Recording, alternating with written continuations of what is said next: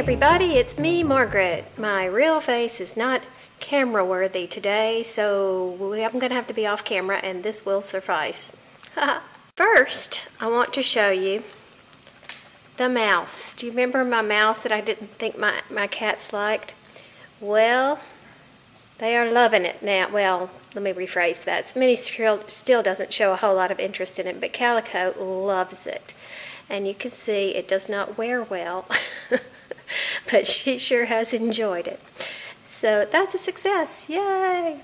Now, last week's things I was working on, those things I had to put on the back burner because my daughter has put boot cuffs and scarves on her list of what I need to do for her friends. Now that's kind of funny. I said, wait a second, I'm making your gifts for your friends? And she says, I will compensate you. So she is going to cook dinner when she's home. This is actually a teal color. It's Red Heart Soft. And these are both supposed to be reversible. Now the ones I made her last year were more along the lines of this, more of a straight side. But when you make the reversible and you change your stitch, see this is really stretchy. It kind of gets a little wider up here. Let's bring the model boot here. So you can wear them either like this or with the ribbing on the top, okay, which is kind of cool. Now these were even more, there's more of a difference, so I'm hoping they're going to fit. If not, I'll have to do another style, but I wanted to make them a little bit different so they didn't look like twins. But you know, I just thought that was really clever. All right, so I haven't started on the two scarves yet, but that's really all I've had time to do. So let's talk about patterns. This one is done in Red Heart Soft color Off-White, and I used a pattern I found on someone's blog, inspirednest.ca, and I didn't follow it exactly. She makes this one all in one piece. She does it in the round.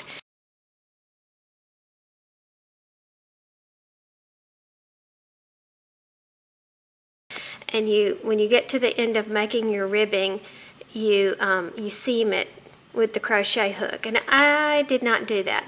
I instead continued on up. I did it flat, did it all up, and then I sewed them together. If not, it was a turning situation where you did it in the round and you kept turning, which means you were going to have a seam in the back. And I don't know, I just felt more comfortable doing it flat. But I'll put the link to this pattern if you're interested. But for the teal ones, I used her same guide for this. It's chain 11 and then you do back loop only, and that's how you get your ribbing. But I changed the stitch, and what I used was this free book that you can get on the internet, and I'll put the link. I'm assuming the link is still good. I did link this about a year ago, and I will see if I can find it again. These only have, they don't have the written patterns. They only have the charts. And what I chose was this one. Sorry about the ink blot, but it was this pattern. And then you flip over on the back, and here's the chart. It was very simple. So theoretically, you should be able to choose whatever stitch you want for the top. You can see I did the same thing. I seamed it together. You can see that right there. But put your ribbing and choose a stitch that you like and put it on there. Now I do have this book that I purchased, and I do recommend this book. It has lots of different stitches that you can go for reference, and it does have both the charts and the written directions, which is pretty handy dandy. However, I find myself going to this book so much more often because the pictures are bigger. You can see so much better. I hope there's not too much reflection on that so that you can actually get a look at what I'm doing. But anyway, so there you go. For those of you with tired crochet or knitting hands, look at this really cool thing in the Schapper image catalog. It says, gentle vibrations rejuvenate tired hands. It is a therapeutic type heating pad situation. You slide your hands in there and it massages and warms your joints, which could be very beneficial. Now the price they've got on it here is $50, $49.99. So I think you could probably find this somewhere cheaper. I look at these magazines for ideas, and if I just have to have it, can't find it anywhere else, then I'll order from these more expensive gift shops.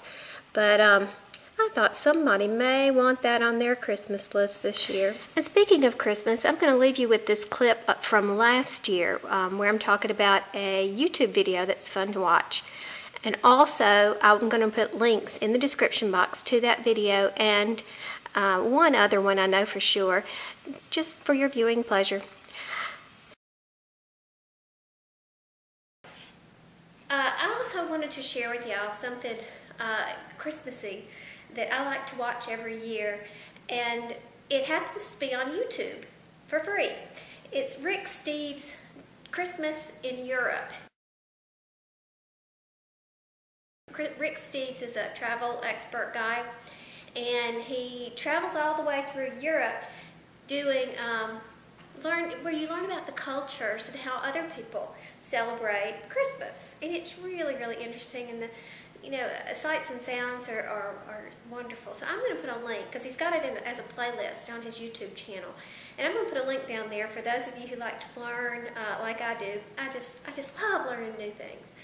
It starts out, because this is not specifically a Christian show, it's a travel show.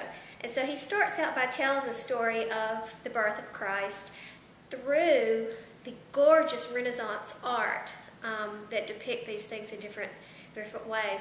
But it's also interesting for those of you who are Christian and who have grown up Christian. You probably already know that experts don't believe that Jesus was actually born on the 25th. As a matter of fact, they tend to think he was born in the spring or summer because the shepherds were out in the field. But the reason why that date was chosen was because this wonderful, huge Bacchanalia type fest was going on during that time by the pagans. And so the church decided, I think we will just put Christian celebration, because people weren't going to stop celebrating. So they said, I think we'll just park Christmas right here in the middle of this.